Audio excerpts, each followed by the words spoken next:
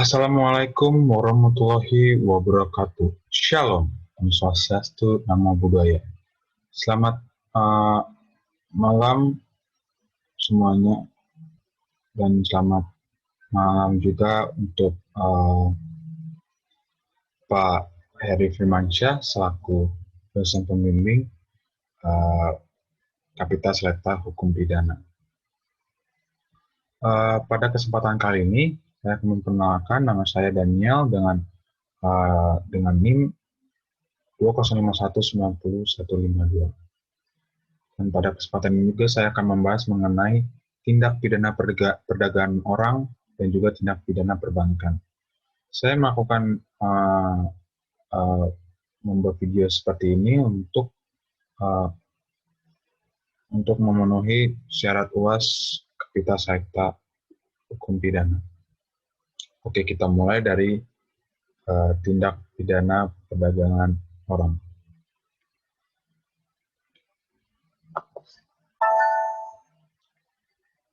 Tindak pidana perdagangan orang menurut Undang-Undang Nomor 21 Tahun 2007 tentang pemberantasan tindak pidana perdagangan orang pasal 1 ayat 1, di mana dijelaskan yaitu perdagangan orang adalah tindakan perekrutan, pengangkutan, penampungan, pengiriman, pemindahan, atau penerimaan seseorang dengan ancaman kekerasan, penggunaan kekerasan, penculikan, penyekapan, pemalsuan, penipuan, penyalahgunaan kekuasaan atau posisi rentan, penjeratan utang atau memberi bayaran atau manfaat sehingga memperoleh persetujuan dari orang yang memegang kendali atas orang lain tersebut, baik yang dilakukan di dalam negara maupun antar negara, untuk tujuan mengeksploitasi atau mengakibatkan orang tersebut tereksploitasi.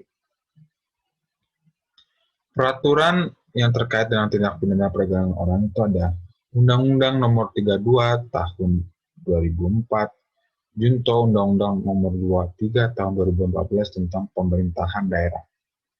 Kedua ada Undang-Undang Nomor 21 Tahun 2007 tentang pemberantasan tindak pidana perdagangan orang.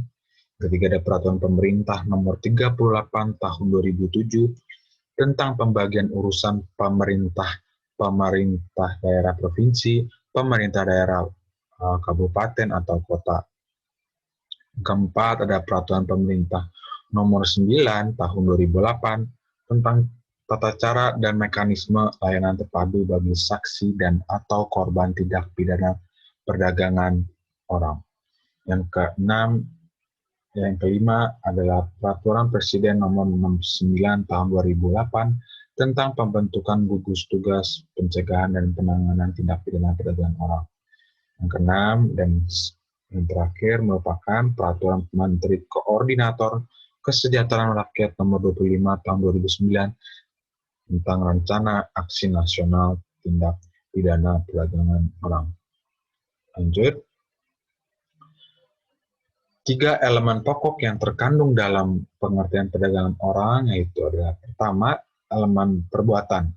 Di sini meliputi adanya perekrutan, pengangkutan, pemindahan, penyembunyian, atau penerimaan. Kedua, ada elemen sarana atau cara untuk mengendalikan korban, yang meliputi adanya ancaman, penggunaan paksaan dengan berbagai bentuk kekerasan, dan penculikan, penipuan, kecurangan, penyalahgunaan kekuasaan, atau posisi rentan, atau pemberian atau penerimaan, atau keuntungan untuk memperoleh persetujuan dari orang yang memegang kendali atas korban. Ketiga, adanya elemen tujuannya yang meliputi eksploitasi setidaknya untuk prostitusi atau bentuk eksploitasi seksual lainnya. Adanya kerja paksa, perbudakan, penghambaan, dan pengambilan organ tubuh. Modus operandi tindak pidana perdagangan orang yaitu ada pengiriman tenaga kerja, ada duta seni budaya, ada perkawinan pesanan atau seperti perkawinan kontrak, pengangkatan anak, pemalsuan dokumen seperti kartu keluarga, kartu tanda penduduk, paspor, ataupun surat-surat lainnya. Ketiga, ada penggunaan perusahaan atau non-perusahaan pengerah tenaga kerja Indonesia swasta. Ada menggunakan visa pelajar ke negara tertentu, ada melaksanakan pelatihan di tempat kerja, ada memindahkan dari suatu daerah atau negara ke daerah atau negara lainnya secara ilegal. Ada penjeratan hutang dan kerja paksa, dan yang terakhir juga adanya penculikan. Dan itu semua adalah modus-modus yang dilakukan oleh pelaku dalam perdagangan orang atau human trafficker.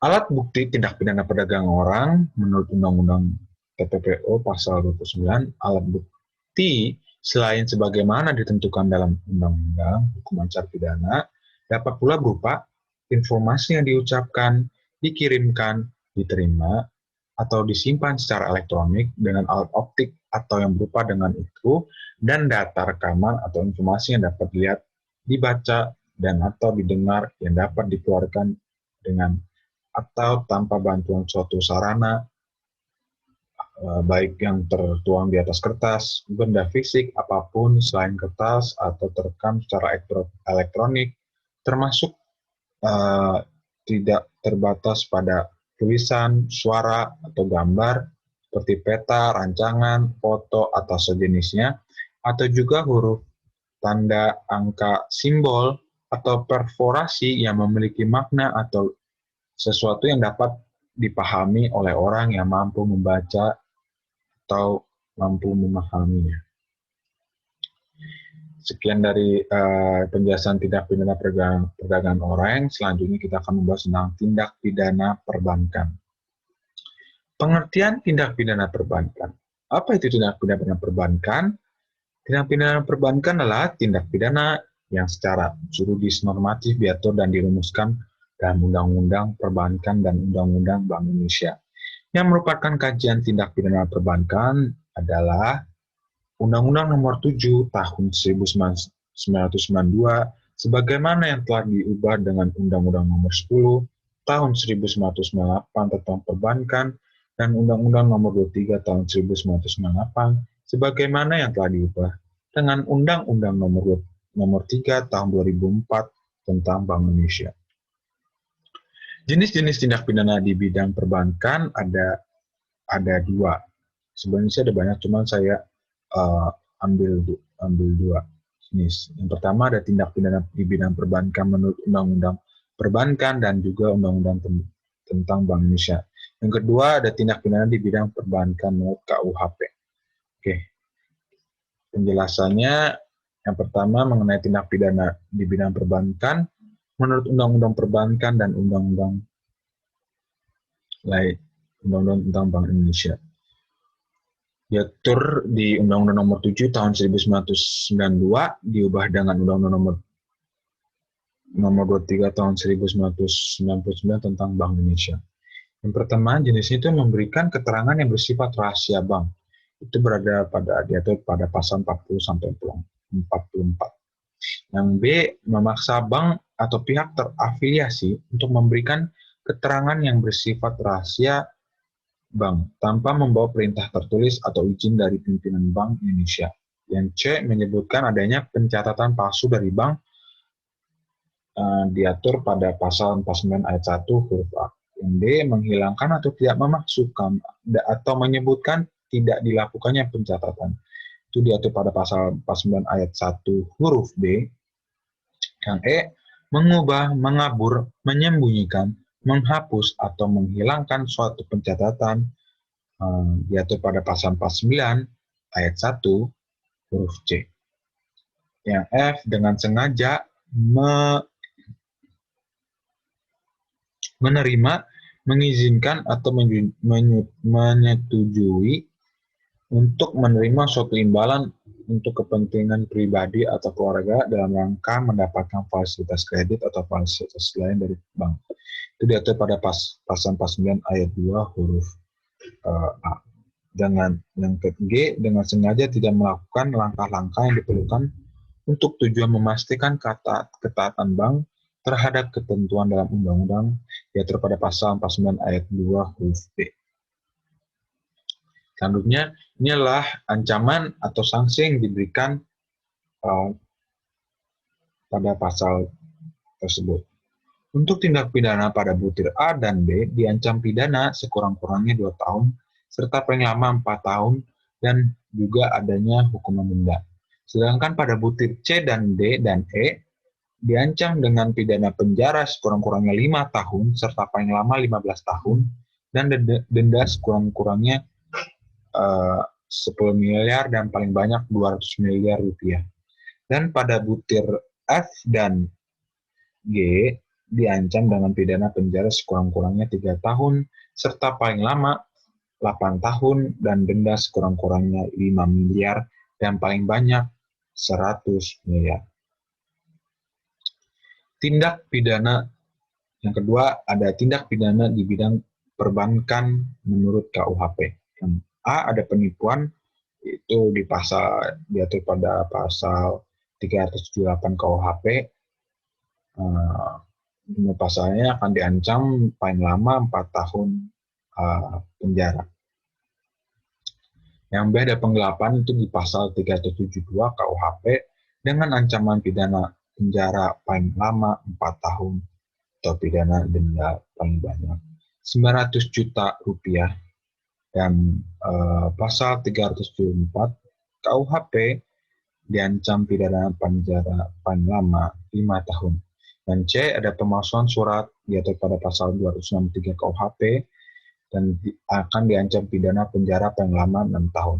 Dan yang terakhir, sebenarnya masih ada lagi, cuman saya ringkas saja, ada pencurian.